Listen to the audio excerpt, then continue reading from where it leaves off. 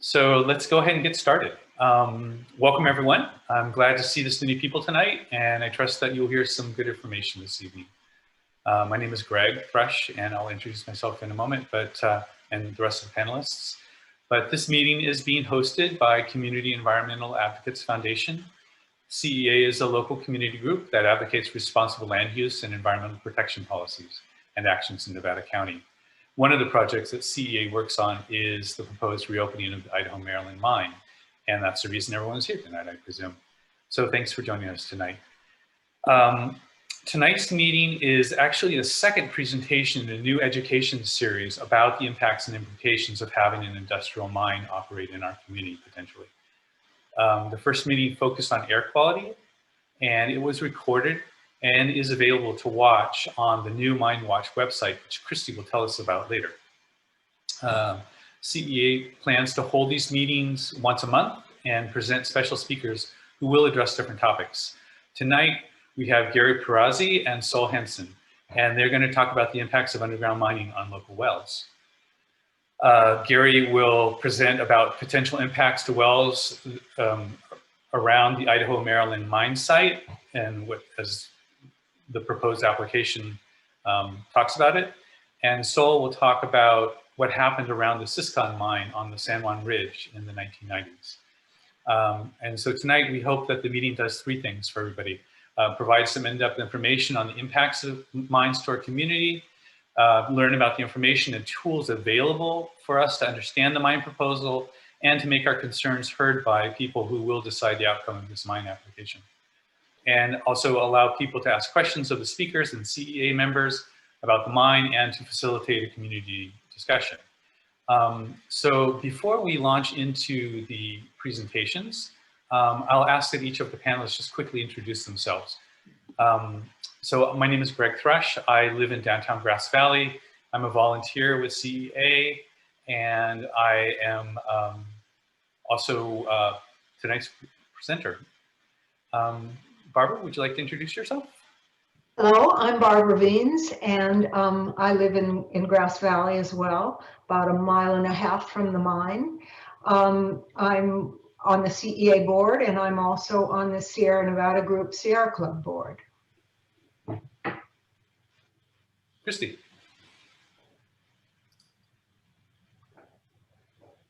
Can't hear you, Christy, for some reason.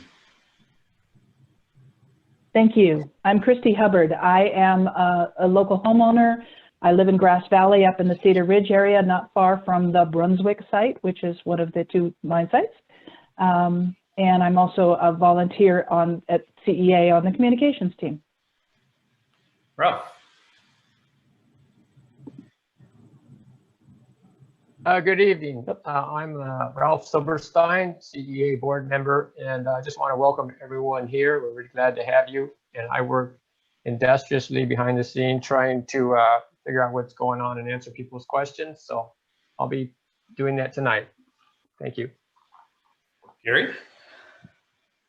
Yeah, my name is Gary Pierazzi, and I've lived in the Grass Valley area for the last 30 years. And I live in the vicinity of the Idaho-Maryland mine that Rise Gold is proposing to reopen. Tracy. Hi, everyone. My name's Tracy. I work with CEA, and I'm working to organize our grassroots and build our power. And later tonight, I'll tell you about how we're working to communicate to the supervisors and also starting to do outreach to businesses. So yeah, I'll give you my email. I need everyone to email me tonight. Paul, go ahead. Sol Henson, president of the San Juan Ridge Taxpayers Association. I've been with them since 2012, and my background is as a hydrologist. Paul Schwartz, go ahead. Hi, I'm Paul Schwartz. I'm a volunteer with CEA. I'm a retired capital planner, and I'm a homeowner on Meadow Drive, just out past the 174 Brunswick Y. Hi, Lori, go ahead. Lori Oberholzer. I live in Nevada City. I'm an environmental planner, and I'm on the CEA board, and my job in this project is mainly to be the liaison to our environmental lawyers. Perfect. Before we get started, I'm going to ask all the panelists to mute themselves. That way, hopefully, the screen will focus on the person who's speaking. And so tonight's agenda is really straightforward. Gary's going to present first, and he's going to talk about the presentation to risk to wells. Then Sol's going to talk about just learning from the experiences of the San Juan Ridge Taxpayers Association and what happened up there to the Siskon mine. And then Christy is going to give a 10-minute presentation about the launch of the Minewatch website. And then Tracy will talk about new outreach materials and strategies. And then Lori will give a quick overview of the EIR process and wrap up. And then we'll open it up to community questions and discussions. So let me explain really briefly how we're going to do the QA session here. During the presentations, if you are interested in asking a question, go ahead and use the QA feature of Zoom. And if you notice everybody at the bottom of your screen in the Zoom window, there should be a QA icon down there. If you click on that, you'll get a box that will pop up in the middle of your screen. You can drag it to the side by just grabbing the title handle and moving it over so that it doesn't get in the way of the presentations. But go ahead and ask any questions that you have while the presentations are happening, and we will try to answer those live. Some of the questions we may hold and direct to the speakers after they finish their presentations, and but then we will try to answer get all the questions answered as we can. Then at the very end, we will have an open community discussion, and I will explain how that works and how to participate when we get to that point. Okay, so without further ado, let's get started. And so Gary, take it away. Oh, welcome, and thanks for being here tonight. As a resident whose sole source of water is my well, I'm really concerned about the impacts that the mine could have on it. There are a large number of private wells in the Idaho-Maryland Mine mineral rights area and hundreds more in the surrounding area. So residents are very concerned that if their wells fail, run dry, or become contaminated, they'll have to find another way to get water. Rise Gold has claimed that other than a small number of wells, the project won't have any significant impact on residents' wells' water supply. But here's the thing, they can't promise that because groundwater hydrology is uncertain and they could only provide predictions and assumptions. So tonight, I'll talk about the following issues related to residential wells, which will include residential well locations, dewatering, well mitigation measures, hydrological studies, impacts to residential wells, and what is needed to protect the wells. So let's start with well locations. Hopefully you could all see this map. This map shows the mineral rights boundary for the Idaho-Maryland mine. It's designated in this black dotted dashed line, and that's the boundary. According to the California Department of Water Resources, there are over 300 domestic wells within 1,000 feet of the Idaho-Maryland Mine mineral rights boundary. Also, the Department of Water Resources online database identifies over 1,200 private domestic wells that are located within 1 to 2 miles of the project. Rise Gold believes that there are only 26 wells that can be impacted by dewatering of the mine. Those wells are located along East Bennett Road, shown on this map here, outlined in the large blue rectangle in the center of the map. The map also shows the Upper Wolf Creek watershed in pink and the South Fork Wolf Creek watershed in green. Moving on to dewatering. For this mining project, Rise Gold will need to dewater the existing mine workings. Their groundwater analysis report includes the following information. Before exploration and mining can proceed, the volume of water contained in existing workings must be removed from the underground workings. Removal of the static water within the flooded mine workings is referred to as initial dewatering.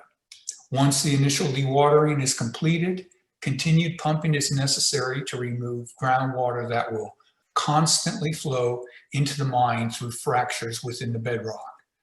For the purposes of this report, it will be referred to as maintenance dewatering. So this little chart here shows that there's two parts, the initial dewatering and maintenance dewatering. And the pumping rate in initial dewatering is 2,500 gallons per minute. And that would be 24 hours a day, 7 days a week for 6 months, bringing the total to 3.6 million gallons being pumped per day, or 657 million gallons within the 6-month period of the initial dewatering. Then they move on to the maintenance dewatering, which is 850 to 1,500 gallons per minute. And there's a range there because during the rainy season, the pumping rate would be higher due to the groundwater inflows. That also would be 24 hours a day, 7 days a week, but this would be for the duration of the project. So the gallons pumped during the maintenance dewatering would be roughly 1 to 2 million gallons per day, or roughly 450 to 750 million gallons per year. With that amount of water being constantly pumped out of the ground 24/7 for the life of the project, well owners should be very concerned. I know I am. Let's look at mitigation measures. Rise Gold believes that there are only a few wells that could be impacted by the dewatering at the mine. Those are the few wells along East Bennett that I mentioned previously that were in the blue rectangle. Here's Rise mitigation measures for impacted wells. From the Rise groundwater and hydrology report, it reads as follows. A buried potable water pipeline will be added to provide water to residents along a portion of East Bennett Road. The existing NID potable water pipeline will be extended on East Bennett Road to provide potable water service to residents currently on wells that may be affected by the project. And from their land use technical study, it states, in approving mine projects which, according to expert opinion, may threaten the existing quality or quantity of surface or subsurface water which supply adjacent homes and businesses, the county shall require the operator to guarantee a comparable supply of water to such homes or businesses through accessible forms of security or alternative sources of water. What does that mean? What is a comparable supply of water? They don't say. What is an accessible form of security? I don't know what that means. It's very vague and they don't give us any more information that would clarify it. And what are the alternative sources of water? They don't say. Is it water brought in by trucks? Is it a large tank and installed on your property? Will they be delivering water to your home for the life of the project? We don't know what these alternative sources are or how they'll be delivered. So those few sentences are the basis of protection for all our wells. This isn't a serious mitigation plan. The report goes on to say, areas near the mine not currently served by NID's potable water supply system are East Bennett area, Beaver Drive area, Greenhorn area, Woodrose area, and all these areas surround the mine. This means there is no NID water service to hook up to those areas if your well goes dry, with the exception of the proposed East Bennett NID pipeline. And with no NID service, you're out of luck if your well is impacted. So let's move on to well impacts, the slide. So here's a few possible impacts that could happen as a result of the dewatering and mine activity. Reduced well water output, reducing gallons per minute, reduced well recharging rate, contamination of well water, complete well failure, your well actually going dry, no reliable source of water, inability to live in your house with no reliable source of water, and loss of investment through devalued properties without a reliable source of water. After reading those potential impacts, it's unbelievable that this project would ever be approved without NID service first being made available. So, Rise Gold believes that out of hundreds of wells in the area, that only 26 that I previously mentioned would be impacted by dewatering. So what's that based on?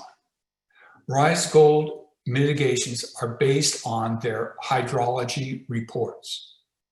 Because they can't see underground and know exactly what's there and how water flows will behave, the hydrologists make hydrogeological studies.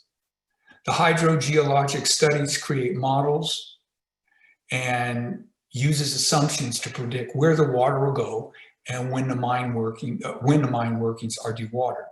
So they make models, then they make assumptions based on the models, then they make predictions based on the assumptions based on the models.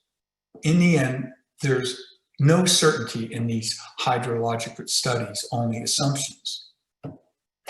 I want to read this from the Todd report. Next slide, please. Which was a hydrogeologic study done in 2007 when the Idaho-Maryland Mine Corporation was applying to get a permit for the mine.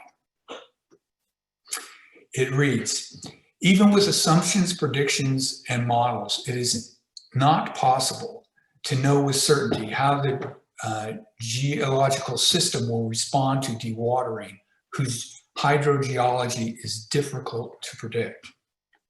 Monitoring of domestic wells should be maintained outside the potential area of impact that span both the Wolf Creek and South Fork of Wolf Creek watershed. They would be used to monitor the potential expansion of the cone of depression caused by the mine dewatering and ensure additional areas outside the area of potential impact are monitored. This would account for potential inaccuracies in analysis, especially along known fault zones. It would also allow analysis to determine if dewatering of one watershed affects an adjacent watershed. Also, regarding inaccuracies in prediction from another hydrogeologic study, I want to read this from the 1993 final report for groundwater modeling and proposed underground mine at San Juan Ridge, which is just up the hill, and one that the county approved. So the report stated, water levels in water supply wells surrounding the site are predicted to undergo very little or no impact from mine dewatering. In reality, their predictions were dead wrong. In 1995, there was a breach of an aquifer at the mine, causing millions of gallons of water, mine waste discharged and spilled into Spring and Shady Creeks. The breach also drained community wells, including those of Grizzly Hill School and North Columbia Schoolhouse Cultural Center. And in 1997, the San Juan Ridge Mine was closed. So you can see impacts are unpredictable, and this leaves all wells in our vicinity vulnerable to impacts from dewatering and mining. This project is a bad idea, and it should never be allowed to happen. So what's needed? Let's move on to that slide.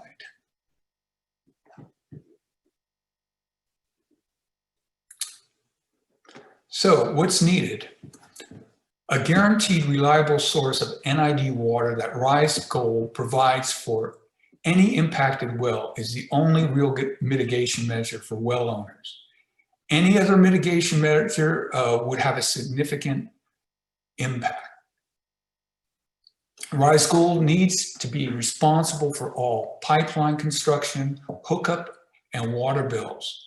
I'm currently paying next to nothing for my water bill. Excuse me, I don't have a water bill.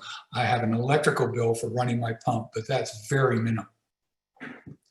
A true mitigation for impacted wells is not really achievable without providing NID water service. Also, Rise Gold needs to spell out specifically their mitigation plans and show how they will get the impacts to be less than significant to wells and well owners.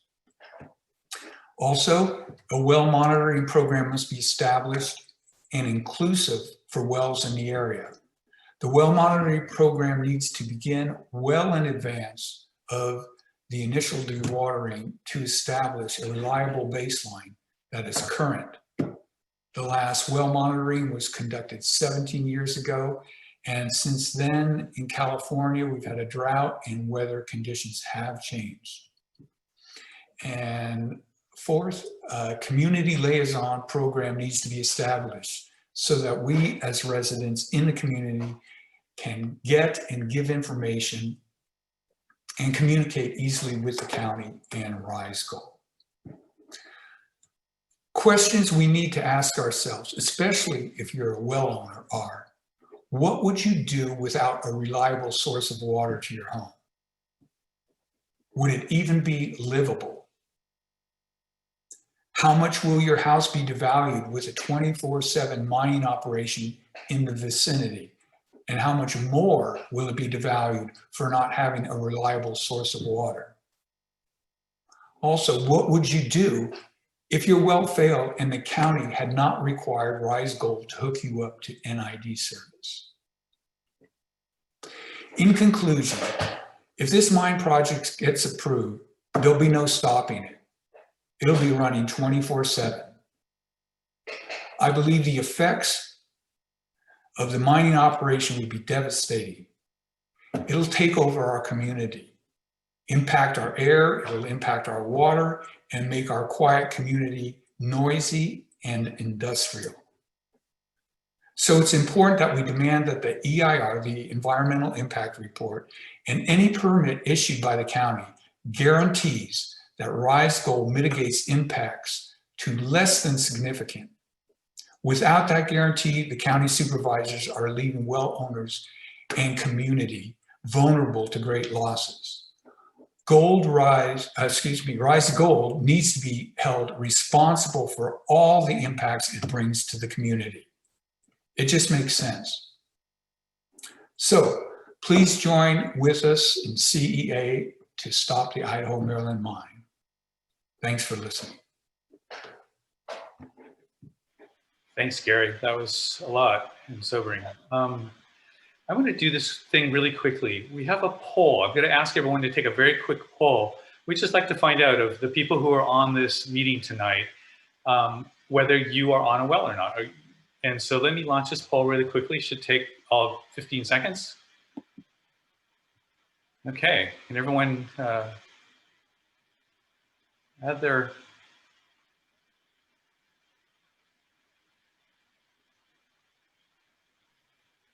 Yeah, now we need everybody to answer it. I see the poll. Yes, our people, I think, as soon as I end the poll, and let's give it another, it looks like everyone's answered. So let me end the poll and it should broadcast the results here. Can everybody see the results? Let me share them. There we go. Can everybody see the results? It looks like about a little more than half, or a little less than half of us are on wells. And so yes, it will impact significant numbers of people. Thank you for taking that poll. So now, what I'd like to do is introduce Sol Henson. Sol is a member of the San Juan Ridge Taxpayers Association and has extensive experience of what happened up in that area when the Siskon mine was in production. So Sol, welcome and thanks for talking to us tonight. All right. Thank you very much, Greg. Thank you, CEA, for having me tonight. I think, yeah, it's a wonderful, wonderful showing here. I think somebody just asked a question about, well, what about the breach of the mine fracture on the San Juan Ridge? Could that happen at the Idaho-Maryland Mine? Well, yes, I'm here to talk about the possibility of that. So I've been with the San Juan Ridge Taxpayers Association as right about the time that the San Juan Ridge Mine submitted their application to mine the North Columbia Diggins in 2012. And so Gary gave really a great presentation that is talking about what initial dewatering and maintenance dewatering of a mine operation can do to our aquifer. And I'm here to give you the cautionary tale of what can happen with catastrophic dewatering that could absolutely happen with the Idaho-Maryland Mine as well.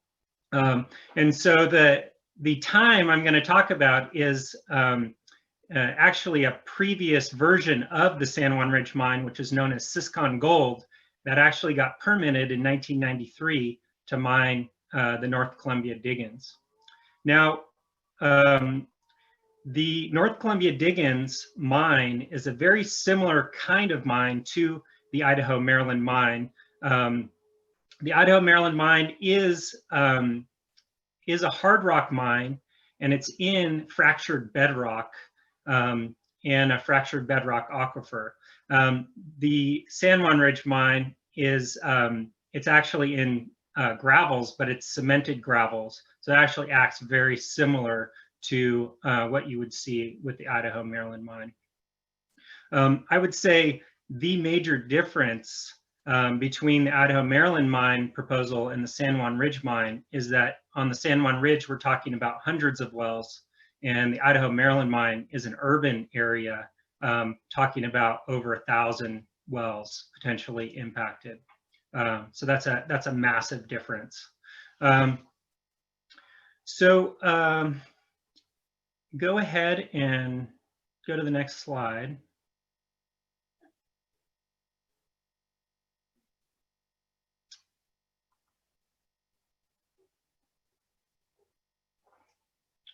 Right. So this is a map. It's similar to kind of what Gary showed for the Idaho-Maryland Mine, but this is our own mine property out on the San Juan Ridge. And you can see the mine property is actually this kind of rhinoceros type shape that is in dark gray. And off to the west, you'll see Tyler Foote Road running past Mother Truckers, if you know the San Juan Ridge. And then off to the east is Lake City Road. And right in the center, kind of the epicenter of the whole impacts of this project is Grizzly Hill School and the North Columbia Schoolhouse Cultural Center. And I just want to point out these black lines. These black lines are actually earthquake faults that run through the property at depth. And these are, they're very important because many of them have water running along it. And so if you breach one of those earthquake fault lines, then you can kind of have some catastrophic dewatering events. The other thing I want to show is this 2-mile boundary around the mine property, and that's a zone of impact that we called, an area where wells could be impacted by underground gold mining. And this became very significant for us, and I can talk about that some more. And then the red square is going to be the focus of the next couple slides here. So before we switch to the next slide, I'll say that Siskon Gold was permitted in 1993. They were only operating for a little over a year when on Labor Day, 1995, they blasted into one of these earthquake fault lines and caused massive dewatering. So go ahead and change the slide.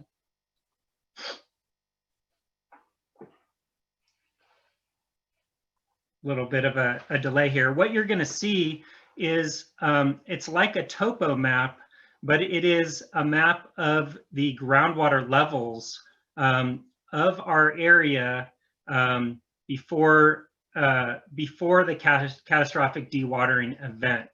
So those topo lines, you don't have to really get into the details of them, but each topo line is 500 feet. And for reference, there's Grizzly Hill School. And so this is what our healthy aquifer looked like until the 1995 event. Go ahead and change the slide.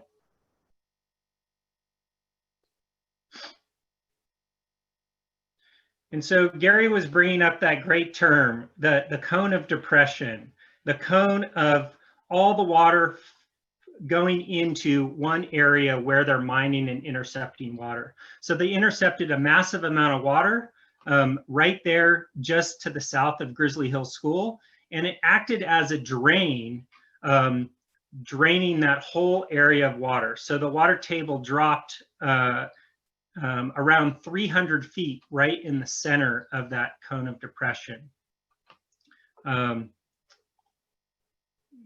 And as a result, about a dozen wells were lost, and nobody actually knows the amount of water that was pulled out of this mine as a result.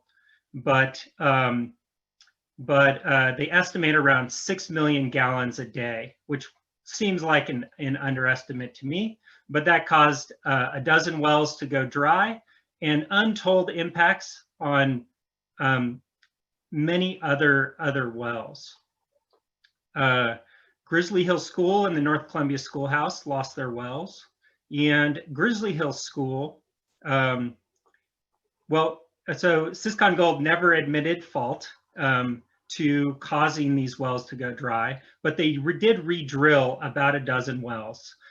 What we learned about our aquifer, unfortunately, is as you go deeper for your wells, your water quality gets worse. So it's not to say that there were contaminants coming from the mine, but it's just that when we re-drill to deeper depths in this area, our water quality got worse and worse.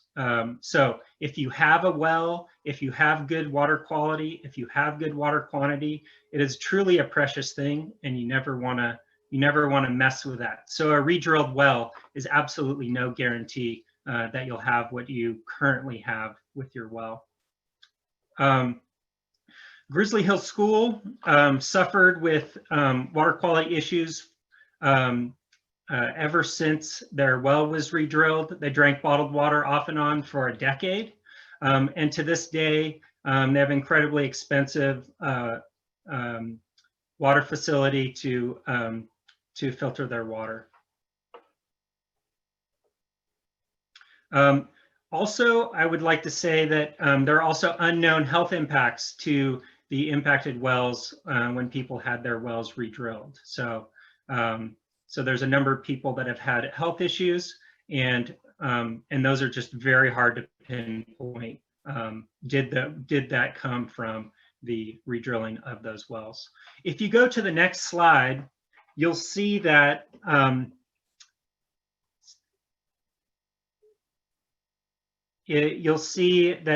that's basically how the water levels changed.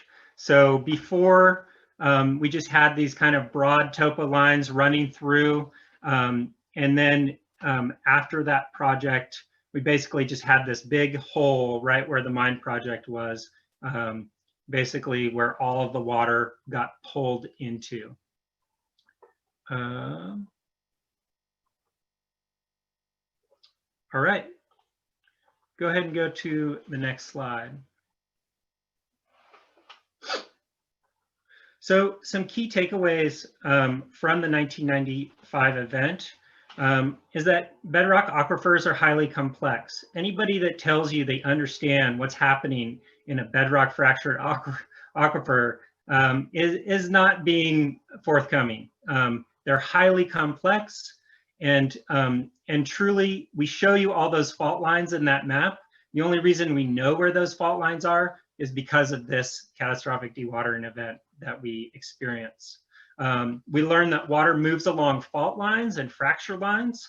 And so those are areas, water-bearing areas that, if blasted into, can cause catastrophic events. We learned that re-drilled wells don't guarantee a decent replacement, as with Grizzly Hill School and a number of other wells. And just that permanent aquifer damage is possible. Pathways change underground when you start messing around down there. So a key approach, bring up my slide here, a key approach that we had for how we took this information from the 1995 event and we addressed the 2012 mine proposal by the San Juan Ridge Mine is that we pushed for and won an effort to get a county facilitated and approved groundwater monitoring program with input from both the mine and the community. And so this allowed us to have a say in what should happen before an EIR came out. And we had a water monitoring program pre-EIR for water quality and quantity within the 2-mile boundary of impact around the mine property. And this created a baseline for what wells look like over time. So you can't just go out and do one measurement of a well. They change across the year, and they change from year to year, and they change both in quantity and quality. And I think just I really want to touch on, Gary, your numbers of 2 million gallons a day for maintenance dewatering, which is an incredible amount of water. If you think about 6 million gallons a day for a catastrophic dewatering event, 2 million gallons is a third of that amount every day coming out of your aquifer. And then the other thing that I want to note is that you can't really say you're going to have 1 to 2 million gallons a day dewatering out of these mine tunnels, because these mine tunnels are going to be getting expanded and growing and getting bigger. The larger the mine tunnel network, the more water you're intercepting. So I would imagine there's a much bigger range in the amount of water that's going to be coming out of this mine, especially near the end of when they've mined it. And for the San Juan Ridge Mine, when they said they would do the final build out of the mine, they were going to be intercepting 7 million gallons a day. That's 1 million gallons a day over what they said was occurring from the catastrophic mine dewatering. So anyway, really big issues here in regards to wells. And I just have one more slide there, and I believe it's just coming back to the map.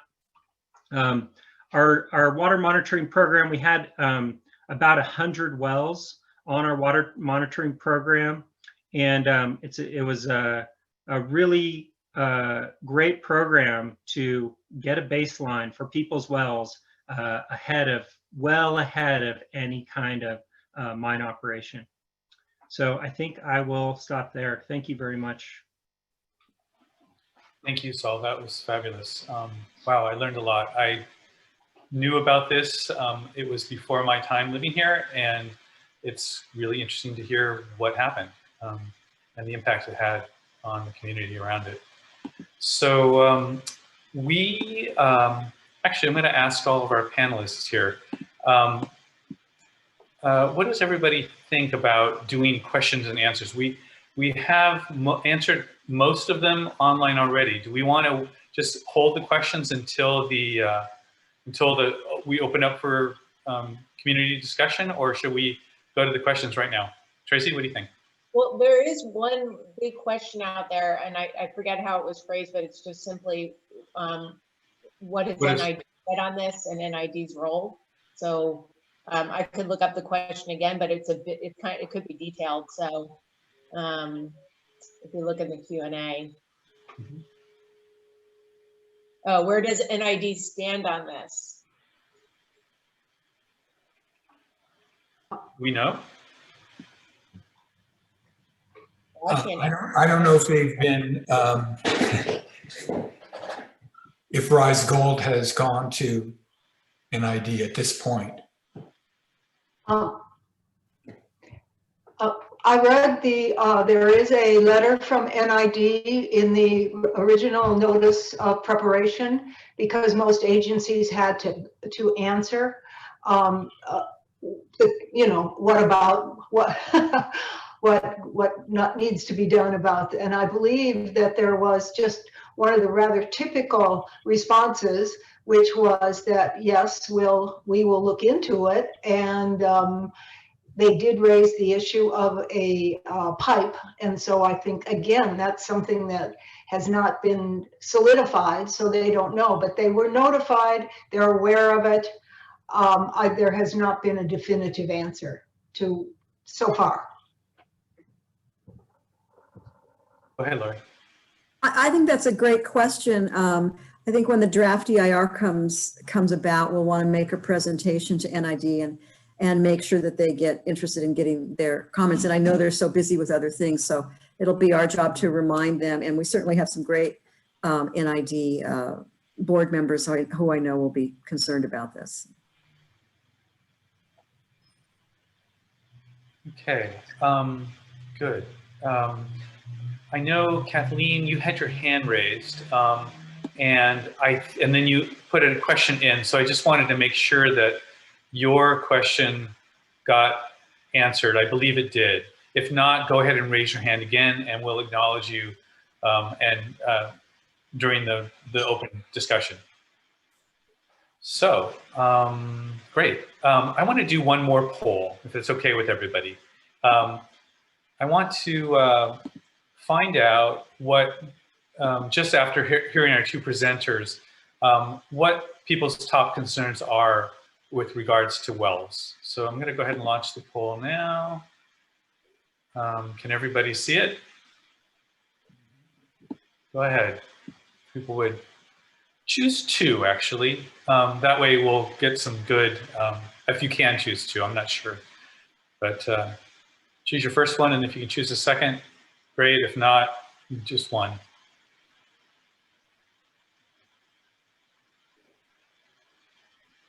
Okay.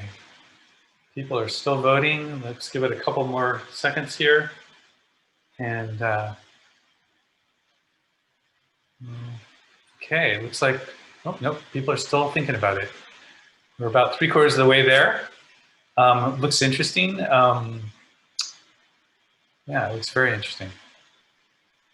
I'll share it with everybody as soon as it seems like everybody's stabilized. Okay, we've got 52 of 72, 52 of us who are on the call answer. I'll presume that everyone who wants to answer has done so. So I'm going to end the poll now and show the results. All right, can everybody see that? Yeah. So it looks like our top concerns about risk to wells looks like the risk of being without water. And of course, that's pretty fundamental. It looks like the next one, in terms of people's level of concern, is who pays for this if it fails? Who would be providing water to all the homes that were affected by a mine dewatering scheme, or even worse, a potential event that, like what occurred on the San Juan Ridge? And then the third one was, how will I know if it has been contaminated? It's a really interesting question. I don't know. I guess it would require some probably expensive tests and monitoring to answer that question. And then looks like the higher cost to have to switch to NID was the least of people's concerns. So that was interesting. Thank you very much. I'm going to stop sharing now. And what I'd like to do next is introduce Christy Hubbard. And Christy is a volunteer at CEA, and she and a number of other people have been working diligently to create a new web portal specifically targeted for all of us who are very interested in the outcome of this mine application. And Christy is here to talk to us about it. Christy, go ahead. All right. So hi, everybody. And Greg, can you hear me okay? I can, yeah. Awesome. And I'm going to apologize. I've turned my picture off because I do run wireless here on my network, and I've been pushing slides, and as you can see, it's moving a little slow. So I just turned my picture off. But so I want to talk with you about a brand new website, and we're very excited about this. Before I actually show you, I'll just give you a little bit of the background. A few of us came to CEA and said, you know, we really would love to get a coordinated site that's just kind of a central place for everybody to learn and figure out what's going on and really be able to take action, whether they're people with a lot of time or a little time, really just kind of like get it together with a couple of goals. This is like, we want the Board of Supervisors to know that this is a coordinated effort, which it is. We want Rise Gold's investors to know that, yes, there's an organized resistance, because there is. But one of the really important things that's going on here, of course, is that we're expecting the draft environmental impact report to come out in March, and we're going to need all hands on deck. And although there are a bunch of really passionate people already supporting this effort, like all of you who are here with us, we all know that we need a lot of people. And there are a lot of people out there that are busy, crazy. They're trying to keep their families safe and their kids educated, and they're doing their jobs and so on. And so they may not have as much time. So the idea here is to have a site where they can learn and figure out where to take action. So that's kind of some of the goals that we set aside. So set out. So let me. Can I post chat the URL? In a minute. Why don't I show and tell just first? Let me know when. Okay. Great.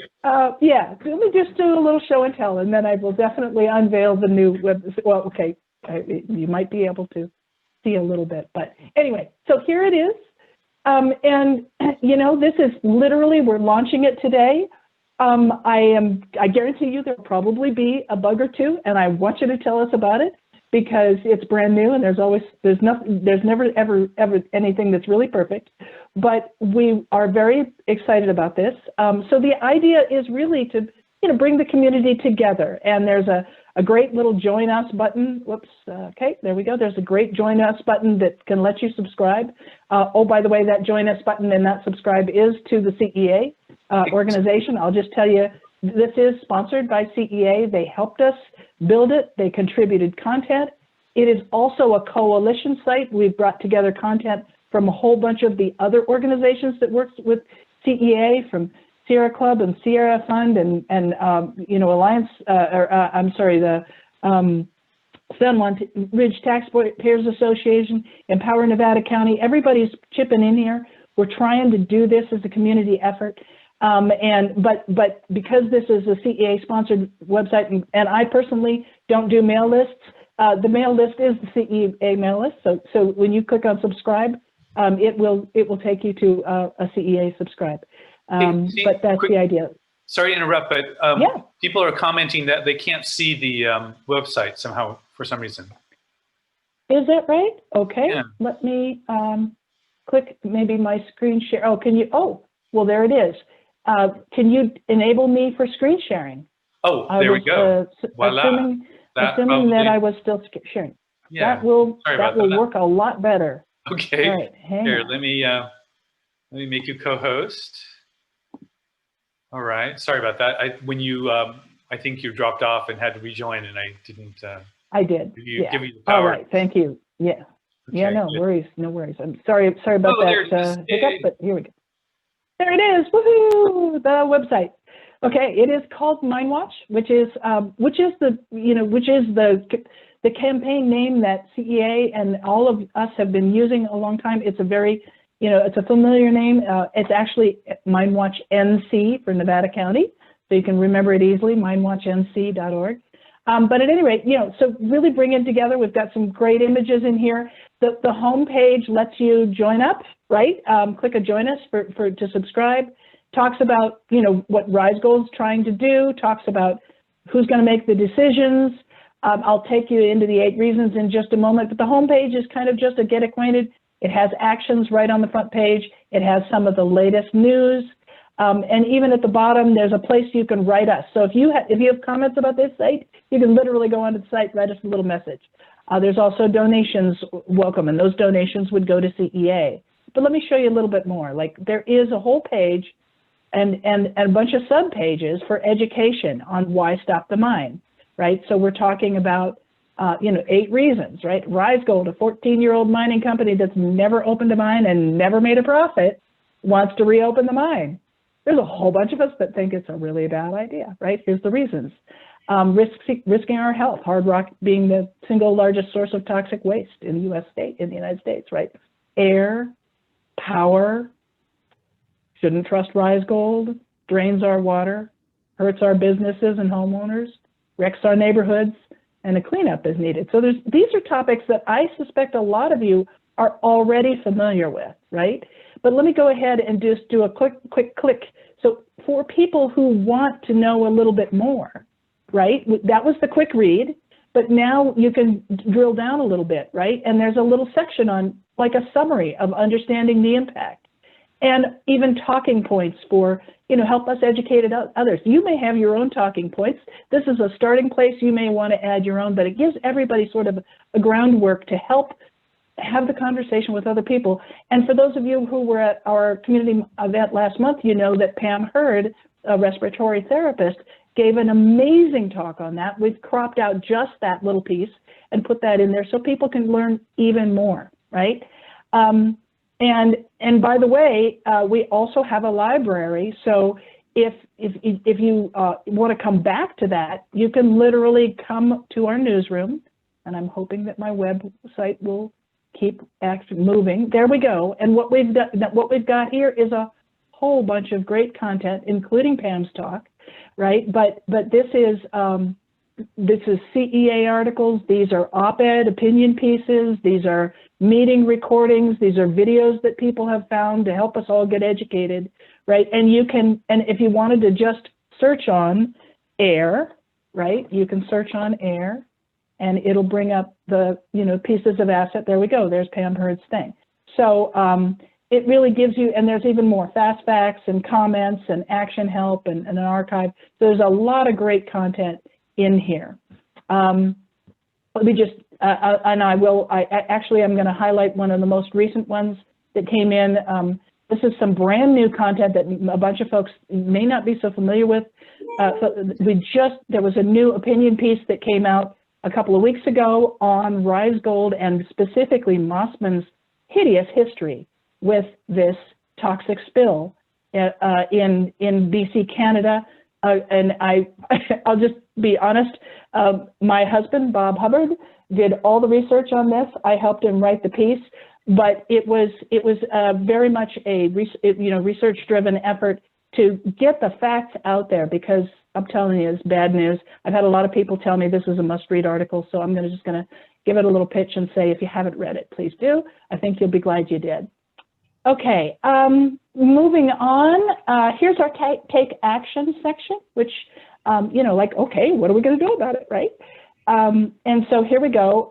It starts with, again, a take action, really a big blurb, right? And one of the top asks that we're asking everybody is to submit written or spoken comments to our Board of Supervisors. There's a whole article. I'm just going to, you can click and learn with all the instructions, right? Here's exactly how you did it. You do it. Tracy's the author of this, right? Tells you all the stuff that you need to know in order to make it happen. And in fact, there is even an events calendar so that you can see when the next events are, right? And it's going to take a second. I don't know. Yeah, there we go. December. That's some things that were going on in December. Like there's our meeting today, and there was a supervisors meeting 2 days ago, but then, you can take a look into January and see what's coming up there. So, really sort of keep everybody on the same page, yay. moving back to the action page, there's actually some more. And oops, I thought I heard somebody talking. Everything okay? You're okay. Okay. All right, and I'm trying to go back to the action page. There we go. And, you know, so there's more, right? You basically stay in the know, subscribe, follow us on Facebook. I'm just going to say that, so those of you, many of you already know about the Facebook page that it has been called the Stop the Idaho-Maryland Mine.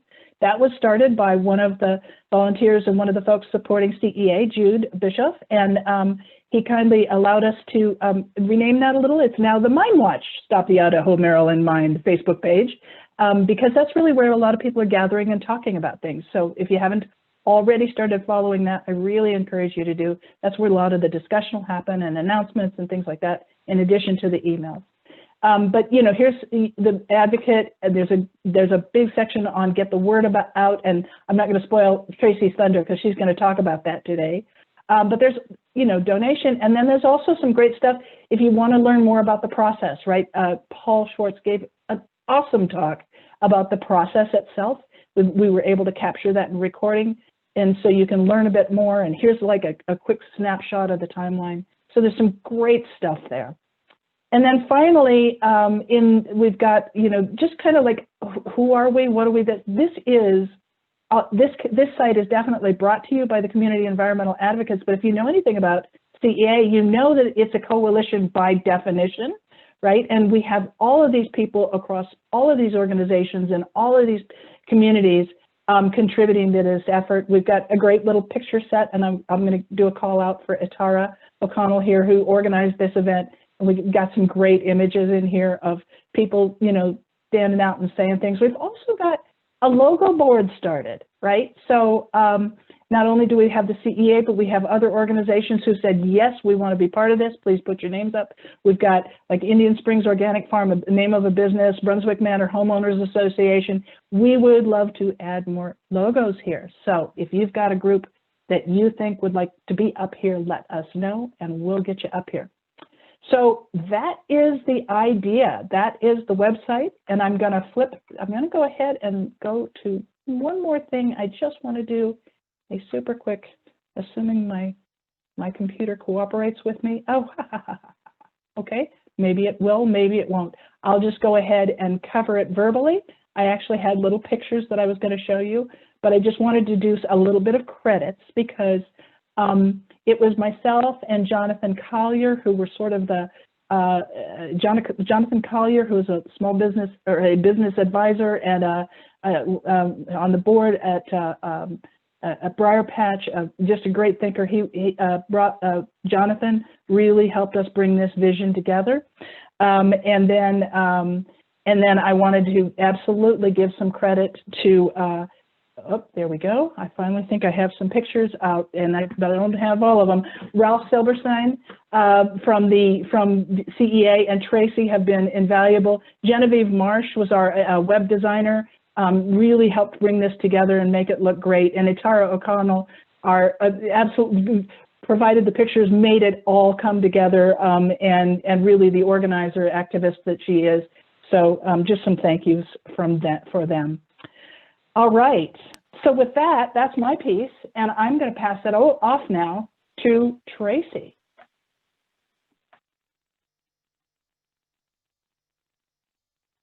Are you there, Tracy?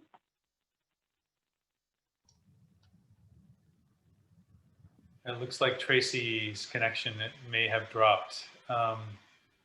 Let's do this.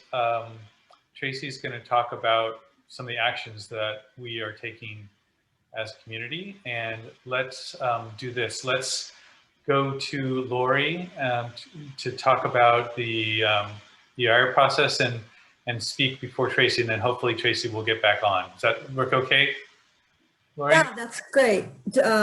I'll do my whole piece, including talking about funding a little bit if there's time. Otherwise, I'll do that at the very end. Everybody's always asking about the environmental impact report. That's what we're in the middle of right now. There's 3 parts to the EIR process. The first is the notice of preparation, when everybody writes in and lets the county know exactly what impacts we want discussed in the EIR. And that has already happened. Many of you have written in on the NOP, and we hired Shoot Mahaley and Weinberger, some of the best land use attorneys in the state, to work with us, and they got notice of preparation comments in also. So we're on the job on that. Right now, the consultants are writing the draft EIR, which is which will take till about March or April. And at that point, it will be published and we'll all be able to read it. Our lawyers will respond, and all of you will be responding also.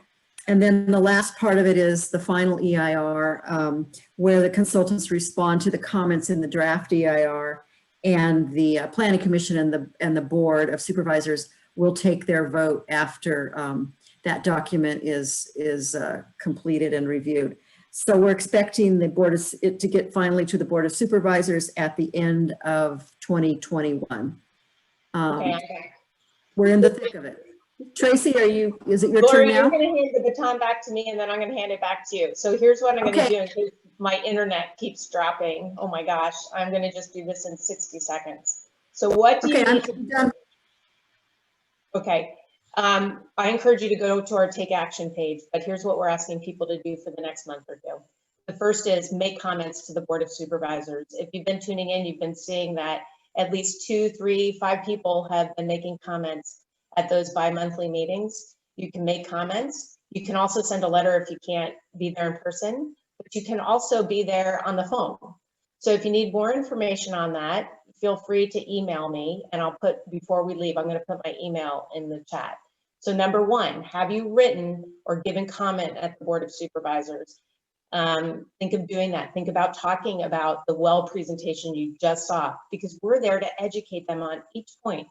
The air quality, the impact to your wells, the things that you care about. Bring those facts to them, number 1. Number 2, we're about to launch outreach to businesses. So just in time for the holiday season, we're hoping that people on this call, so you can write it in the chat right now, can volunteer to take leaflets and leave stacks in different businesses. So think about like Flower Garden, which has a place for business cards.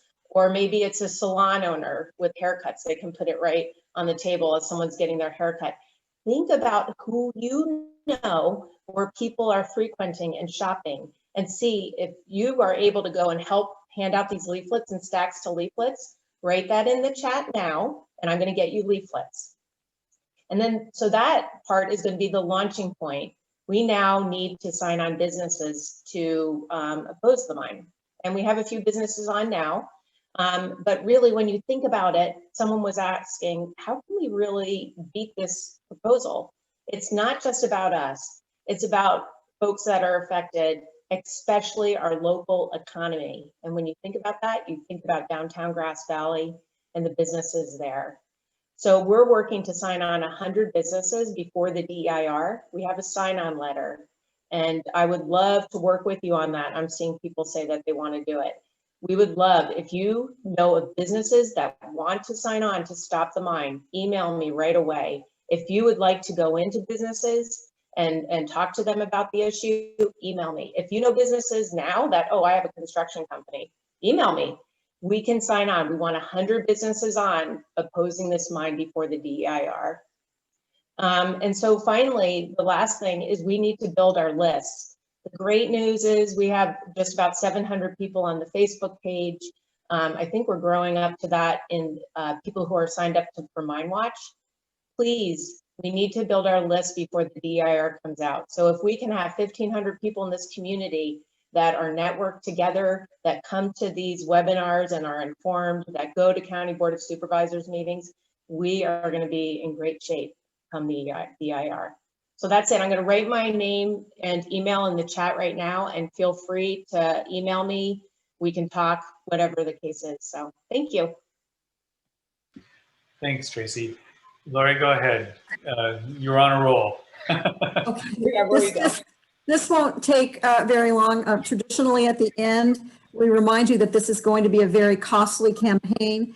We have 1 year to win this thing. The Rise Gold has hired an expensive Bay Area PR firm, we hear. So, but there's nothing better than the campaign team that we have in this county. and we think we can beat this. It will be expensive. We have the campaign costs. We're hiring professional experts. We have an outreach director, Tracy, who's on staff. We have our very expensive legal team. And so we hope you will please consider a very generous donation before the end of the year. We have a PayPal link that we will put up, and the address of the CEA will be up also. And I'm just here to say, I know this community could stop this mine. Thank you very much. Thanks, Lori. So that is the end of all the presentations.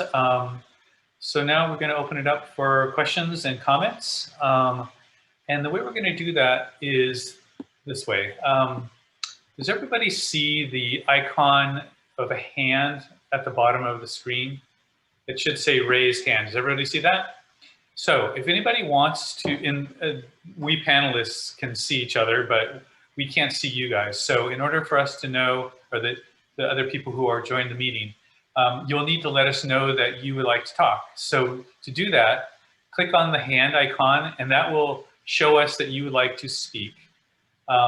We will then just take them in order that we get them. We'll acknowledge you, and then we will allow you to unmute, and you can go ahead and have the floor. For those of you who are on the phone, and I don't think we have any phone participants tonight, but if so, use the *9 on your phone keypad to raise your hand, and then use the *6 to mute and unmute yourself. Okay, so thank you all to all the presenters tonight. It was just a lot of information, a lot of great information, and I hope it's really useful. One thing that Christy did not mention is this is part of an education series I mentioned earlier. All of the talks that are presented here, we will eventually make it onto the Minewatch list. So if you, for example, missed the excellent presentation that happened last month by Pam Hurd, you can go ahead and watch that again. And so it's just we are so fortunate to have this new resource. And I just want to say again, thank you very much, Christy, and all of the team that put this thing together. It's just really terrific. Okay, so without further ado, I'm going to go check the participant panel. I see there's one attendee, Kathleen Woodson. Kathleen, I know you had a question earlier, but I am going to acknowledge you again and allow you to talk. Go ahead and unmute yourself, and the floor is yours.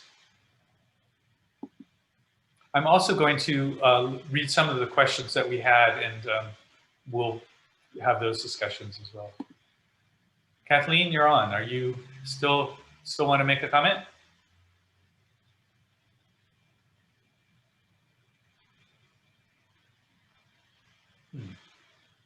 I don't know. Kathleen's there. Kathleen, are you interested in commenting still? That's okay if you don't have to. I just it might have been a legacy from the question you asked earlier. No, she's actually saying, how can I unmute? Oh, use the mute. There's a microphone button in the bottom left-hand corner on the toolbar at the bottom, down to the far left. If you just, it probably has a slash through it. If you click on it, it should allow you to talk.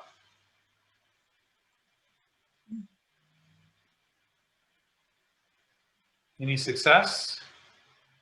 I'll type an answer to her. Craig, I have a suggestion. There was a question about, and I don't feel like we've answered it live, having to do with contamination, just in general, both legacy and then, well, most of it probably would be legacy, but also current.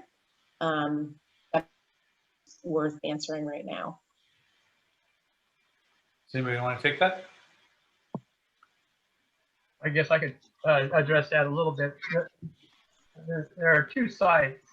The Centennial site is a highly contaminated site. It has all the tailings from the old mining operations that ended in 1956. And it's actually under a cleanup order right now, working with the Department of Toxic Substances Control to remove some of the more toxic material. There's 270,000 cubic yards of tailings on that site, and those all have to be lifted up and moved. And then some of them are contaminated and they'll be sequestered, and the rest of them are supposed to be mixed in with this. The whole thing is very frightening, and we don't have enough information on this yet, but it's definitely a huge issue. On the other side, there are a number of contamination sites over the long history of the project, and that have been assessed, and some of these have to be mitigated when they begin their operation. Other ones, I don't know, but the whole project really is scary in the sense that there's so much of a history of mining use in the area, and so much prospect of things being mobilized and put into our watershed that we're trying to get a handle on all these things. And but we have more studying to do on this. I think hopefully that answered your question. There was a question about mercury and other metals in the mine itself that would surface during dewatering. And as far as we know, there wasn't any mineral processing that took place underground, so we wouldn't expect to find mercury or cyanide down there.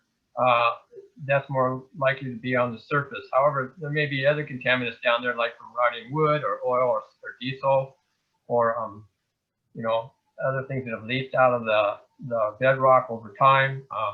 Depending on the acidity of the water, there might be stuff that's mobilized, so that has to be tested. They do have plans to have a water purification plant that would clean the water as it's dewatered. And so that whole process, which is supposed to work, will be cleaning massive amounts of water continuously.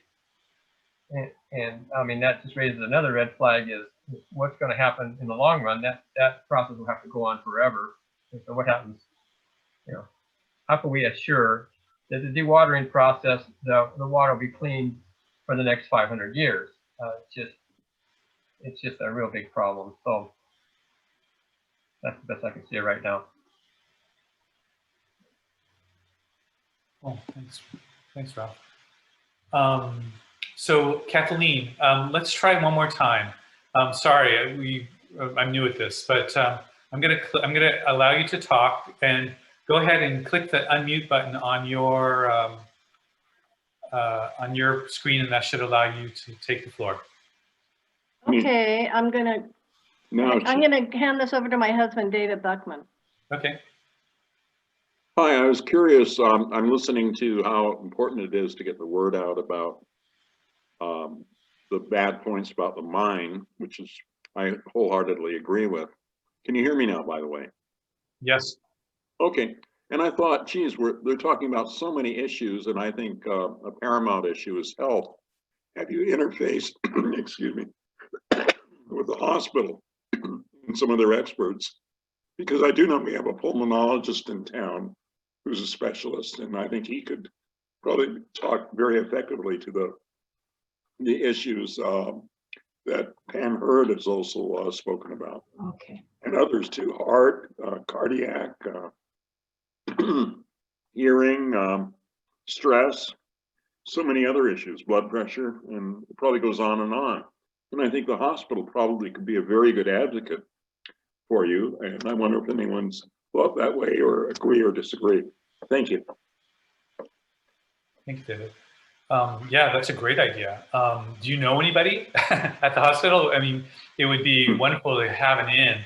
I don't have an in. I know of people. There's an excellent. You mentioned, yeah, a couple of people. Doctors. Wait a minute. We have doctors there. There's a very gracious man who took over director of medicine about 1.5 years ago, Dr. Rosenberg. There's a pulmonologist in town that many people know, who incidentally lives close to the area that the mine impacts, Dr. Lace. And of course, there's the new pulmonologist in town is Dr. Woodruff.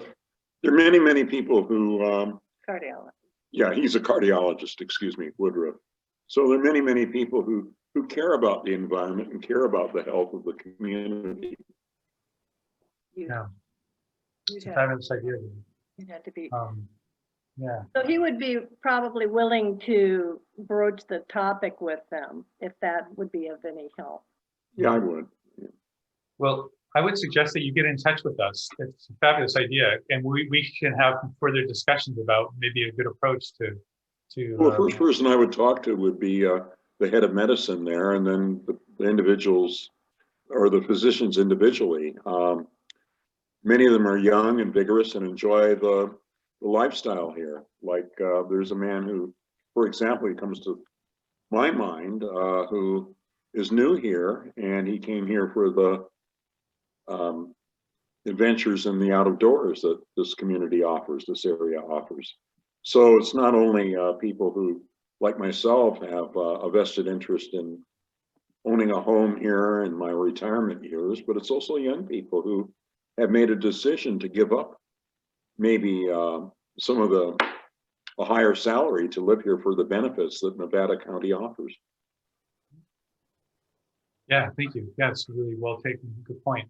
Hey, Ralph, there's another person who had their hand up, but I think Thank you. Put it down. Go ahead. I will acknowledge you. Go ahead, Ralph. You're next. Yeah, David, I think that's a very excellent point, and I think that we should pursue that. I just put it on my list of things to push. But I also wanted to mention that in addition to the risk from noise and air pollution, stress, and possible water contamination issues, there's the fact that the mineral rights for this mine actually go into the hospital. You would be amazed at how far they reach. They go all the way over to Main Street in front of the hospital at one point. They go up towards the Brunswick Basin. They go down towards Cedar Ridge. It's a massive area, and the mining vibrations, you know, if they start tunneling in that direction, they might actually, you know, be an issue for the hospital. That's just another area that just, I think, is absolutely shocking. I agree. Mine should never be allowed. But I also thought something as mundane and empirical. If you have a lot of trucks here and someone has to get to the hospital, remember, I think this is a community of older people that have have various health needs, probably more than average, and more emergency calls are made too. And if they're in traffic behind trucks, that's not a good thing. And I think many people here moved here simply for a lifestyle that's good for an elderly person. I see we have two other attendees who would like to comment. And so I'm going to acknowledge Philip. I'm going to acknowledge Philip Bardara and then Carolyn. Philip, go ahead. The floor is yours. So I apologize I came late, but I'm going to ask this question. If you already addressed it, I can catch up later. Has anybody looked at, can we really trust the draft EIR that's being, or the group, the engineering group that's creating the draft EIR? I'm going to go downstairs.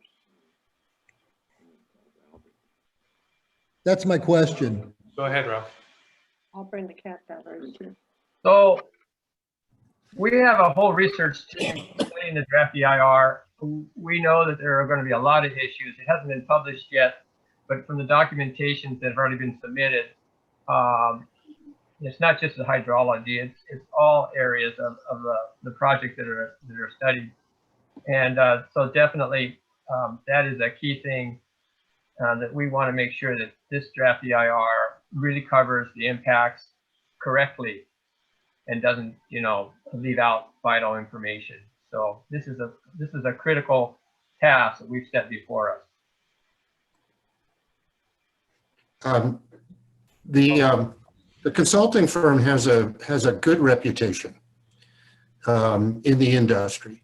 So I think particularly with a lot of citizen input and oversight and asking a lot of questions and doing the work that Ralph talked about, reading the reports and trying to identify the issues, I think that they will do as good a job as any environmental consulting firm could do. This is Lori. I don't know much about the firm. I've written a lot of EIRs, but I don't know this particular firm well. But just keep in mind that the county hires the consultant, the contract is with them. The developer has to pay for it, but the developer had no hand in who was selected, or the mining company. So that's good. Okay, thanks, Philip. That was an interesting question. So Carolyn, I will, let's see, can I see your hand is raised? I'm trying to tell you to talk. Okay, you have the floor, Carolyn, go ahead. Hi, I love what you're doing, by the way. I was asking a question at the last meeting. I've been trying to think of, solutions around the issue. It's very easy to criticize, even though we have, millions of reasons to criticize. But I was thinking that at the end, it's like we're going to have 5 people voting on this. And I think it's very important that we reach out to these people and find out what is it, why are they going to vote yes, if they do, regardless of everything that we're going to present.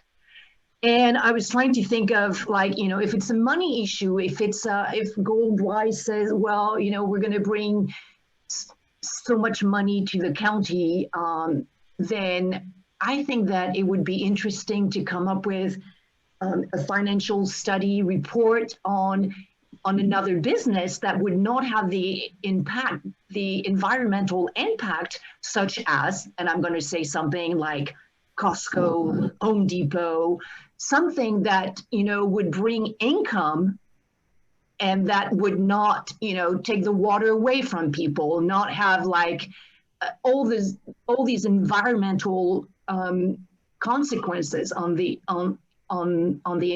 environment. So that's a suggestion, and I don't know how to do that. And one more time, I don't live in over there. I live here in Santa Cruz, and I'm going to go on the website. I'm going to join, but I'm trying to come up with some ideas where it said, if it's a money issue, like what can we do to change your mind?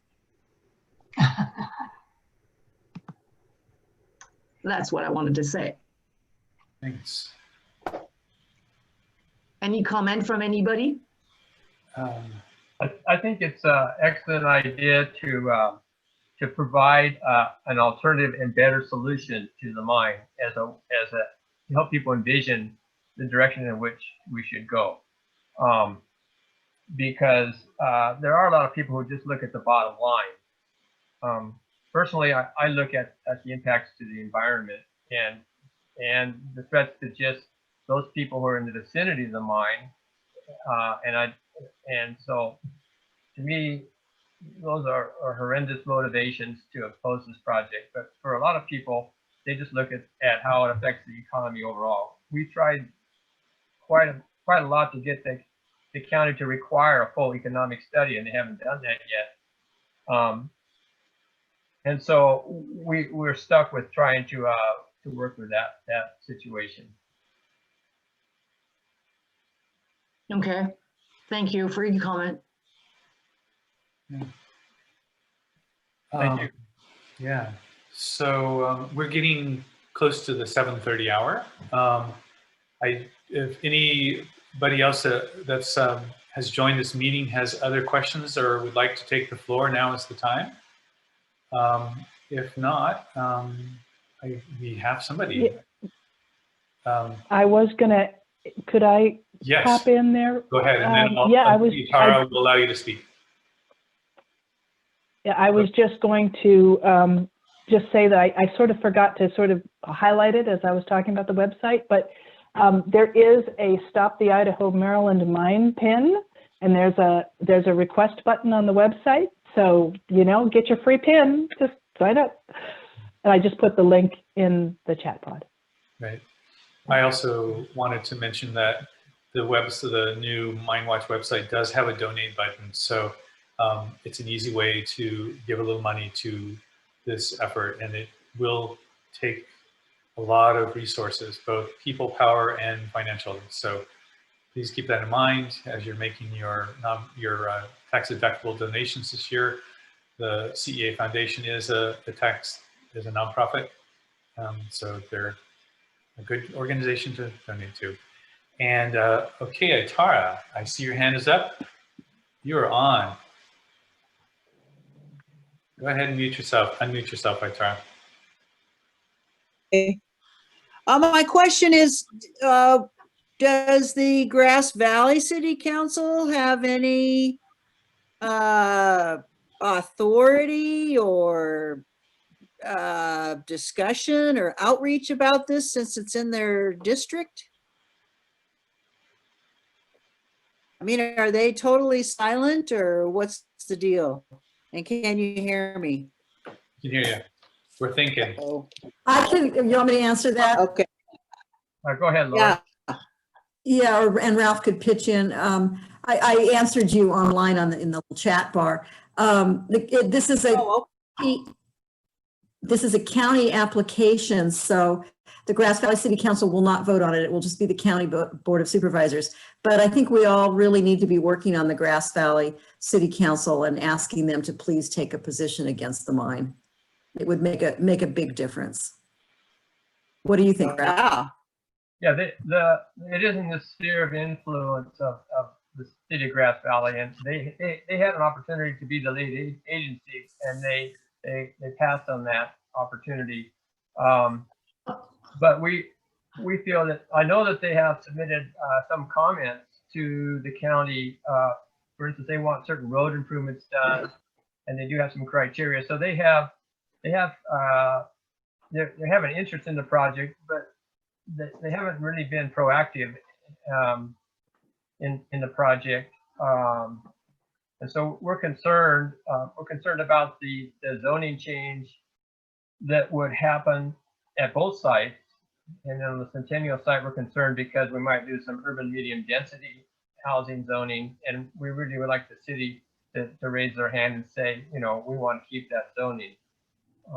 The county has it zoned as industrial, and so there's a disconnect there between what the city wants and what the county has zoned it as. So if we can motivate the city to try to preserve that,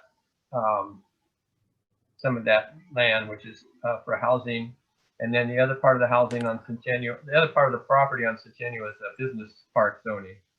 So we think those are much better uses for that land because it's so close to town. You could have a walkable community and businesses and everything, and it would fit with the growth model of the city. So yes, we should definitely try to engage the city, and the new city council hopefully will be more engaged. Thank you.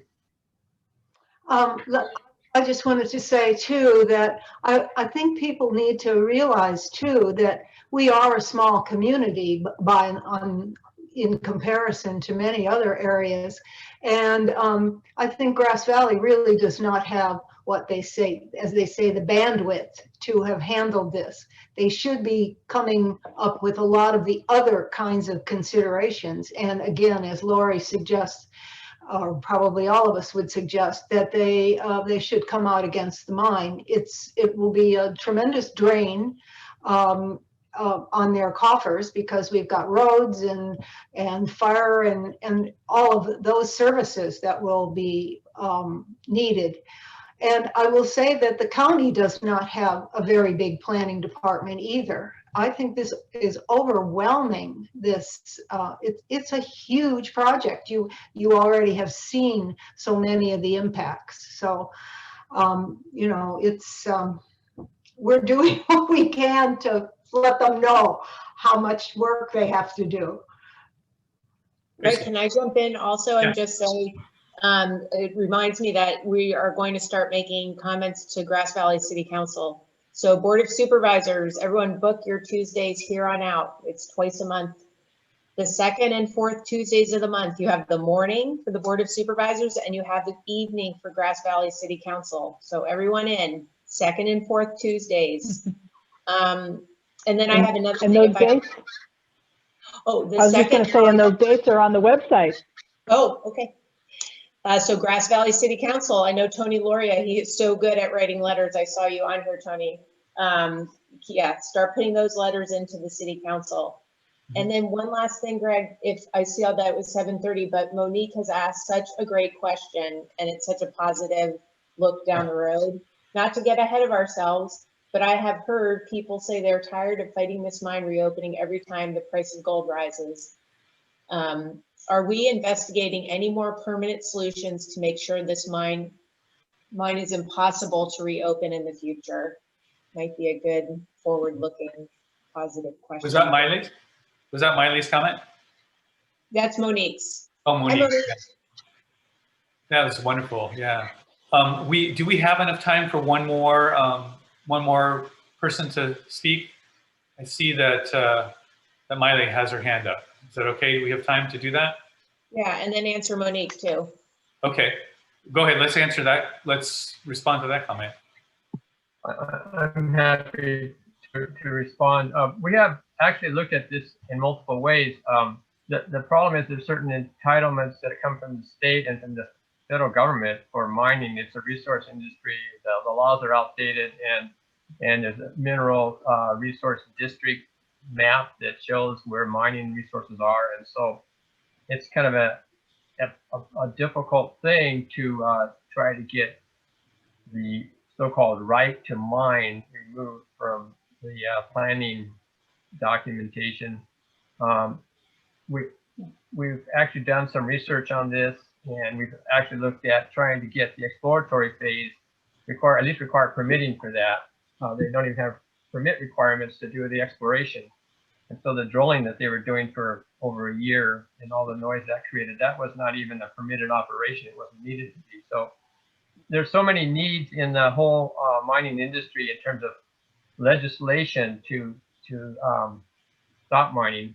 And another approach is to get the city of Grass Valley to say no mining in the city limits. And every time we talk about this, people say, well, you know, we'd have to go and research what the state would say and the Fed would say and the mining commission would say. And it's a very difficult thing to get our local government to take action. But I think it's something that we should really work on. Lori, you might have more to add. I don't know. No, I think we just need to keep working on that. We can't keep fighting this every 5 years. Get our lawyers. All right, so I'm gonna, Miley, if you have a very quick comment, I don't want to leave you standing there. And so go ahead, you can speak now. I've unmuted you. Can you hear me? Yes. Yeah, so all this talk was making me think about using some kind of nonprofit solution to pursue something more long-term. Like if individual residential landowners who have wells, like we are on a plot like that, could they designate their land? Could we do something like some kind of agreement with like Bear Yuba Land Trust and designate our land as a conservation easement? And that way, you know, mineral right, I don't know how that works. I'm not a legal expert, but how that might work with subterranean mineral rights if they stand to contaminate that land. And or could something larger be pursued? Like if we can defeat this, can we get Bear Yuba to purchase those mineral rights? Or could we raise funds to purchase the mineral rights back from Rise Gold at such a rate that, you know, the investors would be able to get out and you know, I don't know. My brain's just sort of strategizing like that because, yeah, we can't keep fighting this every 3 to 5 years when somebody decides, oh, there's a mineral rights over there in that community. Lauren, go ahead. That's a great idea. I don't want to be negative. I think maybe someday it'll come to that. If we beat this enough times, the mineral rights won't be worth anything to anybody, and we can buy them cheaply. But mineral rights are expensive. So far, that hasn't been an option. But I love the concept. They own almost all these mineral rights. I think, Ralph, we've got a map of you know. Oh yeah. Where the mineral rights are owned and where they're not, and you know, they own all these mineral rights. So we're kind of boxed in. Do we know how much they paid for those mineral rights when they bought the land from whoever owned it, whoever M Gold? Well, it's in the inherent. Yeah, I don't know. I think it was $3.5 million, but I'm not sure. I think there were several purchases We actually contemplated trying to buy the mine after MGold left. We figured we could, if we could get enough investors to do it, to buy the land. It was just too heavy a lift for us at the time. But yeah, it'd be nice to have the kind of money just to get a GoFundMe campaign to buy it out or something, dedicate it to back to nature. It won't happen right now, but it's something to keep as an idea. Yeah, that's a great idea. Mm-hmm. I like that idea. Me too. All right, folks, it is 7:38 according to my computer's clock. I think that we had a really good community meeting tonight. Really, a lot of really great information was had and some good discussion. And I want to invite everybody back who's still on to come again next week, or excuse me, next month. And we'll have another, hopefully we'll have another really informative speaker. We'll talk on another topic. So look for, also, please do subscribe to Minewatch and to the CEA's newsletter. It's just the best way for us to let you know what's happening in terms of events and strategizing and all that kind of stuff. So I can't encourage you enough to sign up. And thank you all for coming tonight and participating in this meeting. So without further ado, bye. We're going to beat this thing. Yes, we will.